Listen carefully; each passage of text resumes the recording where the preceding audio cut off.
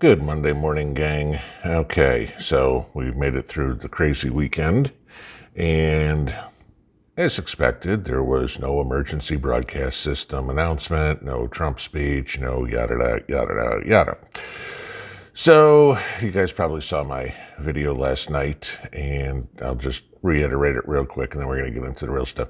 Don't believe the BS that's out there, okay? There's too many crackpots out there spewing crap that you don't need to listen to. So, you know, let's just deal in reality. And the reality is we're preppers. We prep for what could happen, but no need to be paranoid like a lot of these people are, okay? So just keep doing what you're doing. And I'm going to kind of focus a lot more on that. I mean, being a prepping channel, obviously we've got to pay attention to what's going on in the world so we can react appropriately.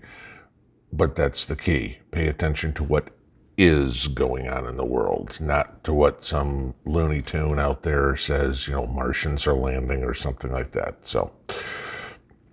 So just so you guys know where I'm coming from, it's pretty much going to be prepping here on out. Yeah, occasionally we're going to have to delve into politics if it's something that affects us, but for the most part, we're just going to stick to prepping.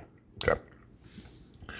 So today's video is in response to what a few people have asked me. And, as you all know, a couple of years ago, wife and I moved out here to Tennessee from Las Vegas. And everybody's like, oh, gee, that's a complete curveball. How'd you do that? I mean, we even laughed. The neighbors all thought we were part of the witness protection program when they saw Nevada license plates pulling up. It's like, who the hell moves here from Nevada? But that's the question a lot of people have been asking is, how do I go about doing this? What were the steps you took? And it's a little bit more than just packing up a U-Haul truck and going, okay, or however you're going to do it.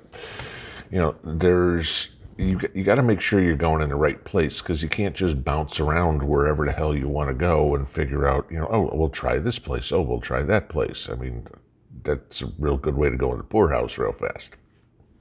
So, kind of give you a little bit of pre-planning ideas here, what you need to do. I mean, some of the stuff eventually is pretty obvious, but where to start is always the hard part, because you don't know what to do. Now, if anybody saw U-Haul does the annual report on where people are moving to and moving from, okay, and they do it by trucks. Trucks are leaving one state and they got a ton of trucks in another state. Obviously, that's where they go. They're not driving their trucks back and forth. They count on the renters to do that. So this came out over the weekend, and strangely enough, Tennessee was the #1 state people had moved to. And while that's great for the economy of the state of Tennessee, I kind of look at it and go, well, hell, we moved out here to get away from people. I don't need them all following me. But such is life, okay? I'm hoping they're not coming out where I live, but I've seen some increases in people purchasing land around me. Now, Texas and Florida, which are traditionally, #1 and #2, are #2 and #3. No big deal, no big surprise there. Then you look at the other states that were on the top list: Ohio, Arizona, Colorado, Missouri, Nevada, North Carolina, and Georgia. Okay, those are where people are moving to. The ones people are leaving: California, Illinois, Massachusetts, Maryland, and Oregon. Okay, well, leaving Cali, Illinois, Massachusetts, and Maryland, that makes complete sense to me. That's just whacked out taxes, okay? People are just like, the hell with this. I'm not giving half my income to the state for taxes. Oregon, I have a feeling that's because a lot was happening with the riots over the summer. Now, where people are going, you really see a mishmash here, Ohio, traditionally purple, I'd say. Arizona flipped blue this time, and I'm not getting into the politics. I know what y'all are going to say. It's like, hey, no, we're a red state and the election. I'm not going there. All right, this is what the facts are. Arizona flipped blue. Colorado's traditionally blue. Nevada's been blue for the past couple of elections. North Carolina's on the verge of going blue, and Georgia did go blue. Okay, Missouri's the only solid red state in there, other than the top three: Tennessee, Texas, and Florida. Now, This is the first thing you need to do when you're looking at making a move. And you're going to have to look internally here. Can I move somewhere and assimilate into the culture? All right, because I mean, if you live in Boston, for example, and you decide to move to Mississippi, can you do it? Sure. Is it going to be absolute culture shock for you? Certainly. All right. So you need to look internally and go, can I get out of the bubble I'm in and do as the locals do? Or are you going to be the type of person going, well, I'm going to try to go down there and make everybody, like I am, like it is in Boston? That won't happen. You'll get run out of town real quick. All right.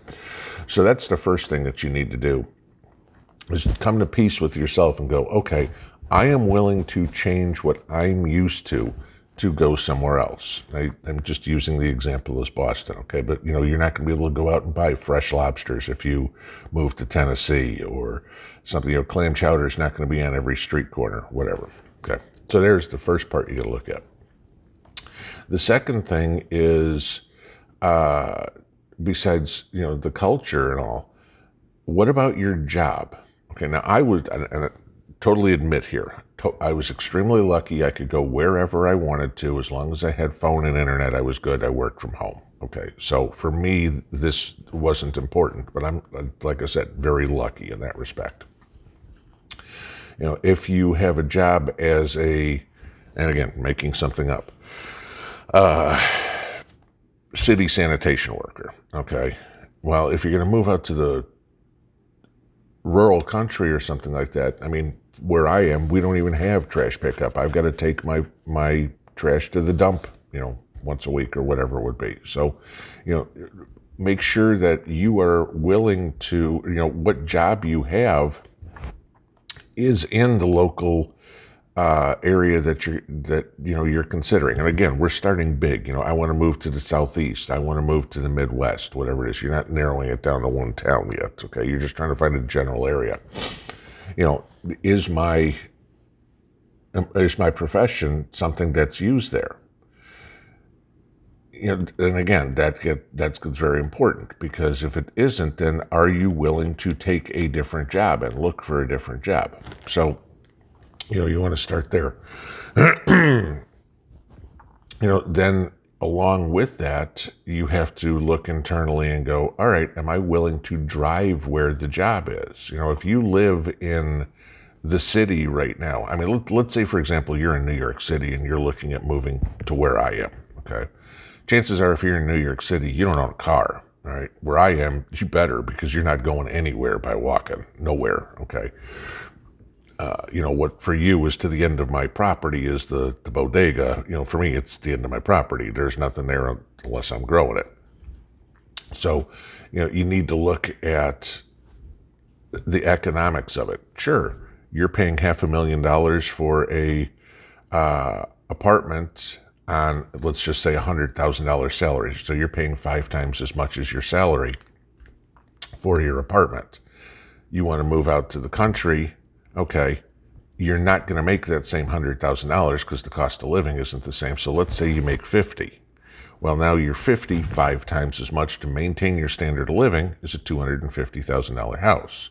Well, for $250,000 where I am, you can get yourself a house, a couple thousand square feet with a couple of acres. Okay, not all of them, but they're very easily findable. Okay, so that's the same ratio as to what you have now. You've just gone from an apartment to a couple acres.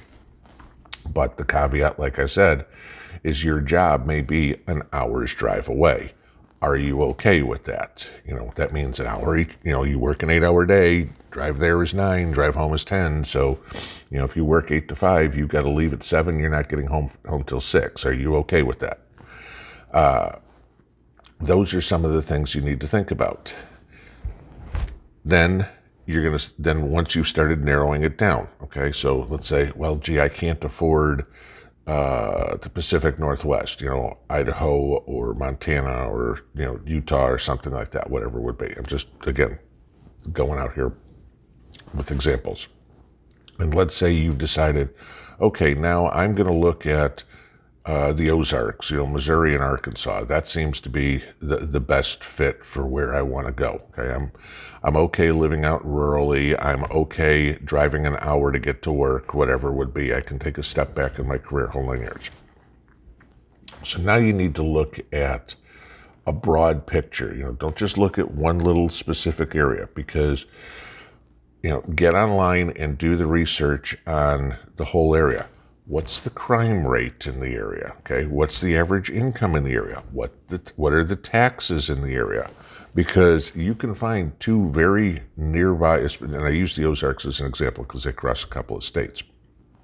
But you can find that the taxes in Missouri are vastly different from the taxes in Arkansas, yet you're in the same general area.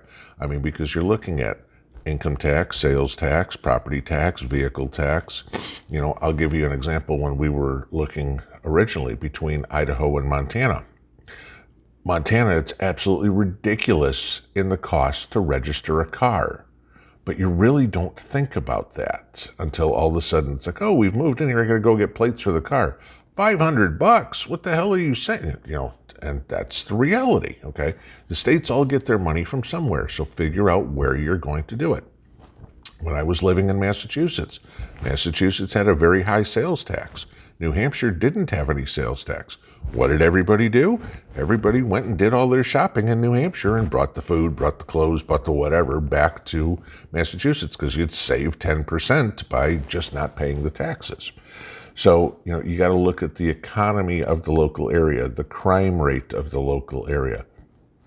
Those are things. And I mean, I haven't even said start looking on any place for a piece of property yet. I mean, you're still trying to figure out up here, and you're still trying to figure out what general area you're going to look at, because this is how you're going to narrow it down. And eventually you're going to come to the point where you're going to go, okay, it ticks off this box and this box and this box and this box.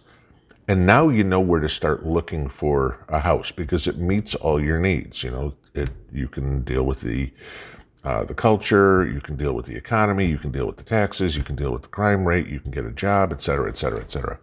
Those are the places you need to start. Okay. Then after you get into that, and I mean, again, this is a under 15-minute video, so obviously it's not the end all be all to it. But then you can start looking at properties and houses and whatever. The other thing to remember, guys, too, if you're looking at raw land, which a lot of people want to do, you got to look at the cost into that. Okay, a couple of things. First off, financing raw land is very difficult. All right, usually that's got to be paid for in cash. If you can find somewhere to finance it, that's usually 50% down. Okay, it's not like a traditional mortgage or something where you can put 3% down or whatever it is. No, the land usually have to put 50% down or more. Okay. The other thing, if you're looking at land, make sure you pay attention to utilities. Okay, because if they aren't there, you got to put them in. And just for example, drilling a well for water, I mean, around here, it's about 10 grand. Okay.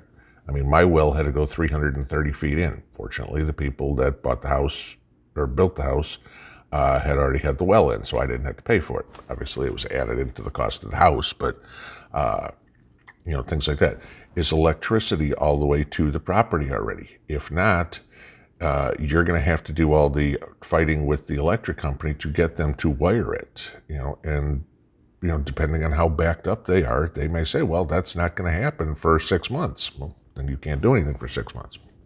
So a lot of things to think about when you're doing this, but the stuff that I talked about at the beginning, that's what you need to look at first before committing to any particular area. Everybody says, oh, I want to move to Florida. Okay, why? All right, is it doable for the things I talked about? And as you start doing it, you'll narrow it down and narrow it down and narrow it down, and finally you go, okay, this is the area I want to look in. Now I can start looking at the specifics.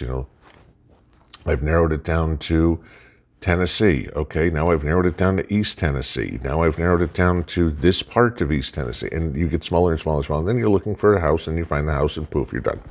So I wanted to put that out this morning, like I said, because a few people had questions, but I'm going to try to keep this under 15 minutes, and I can see I'm right to the end. Okay. Y'all have a good Monday. Pinball out.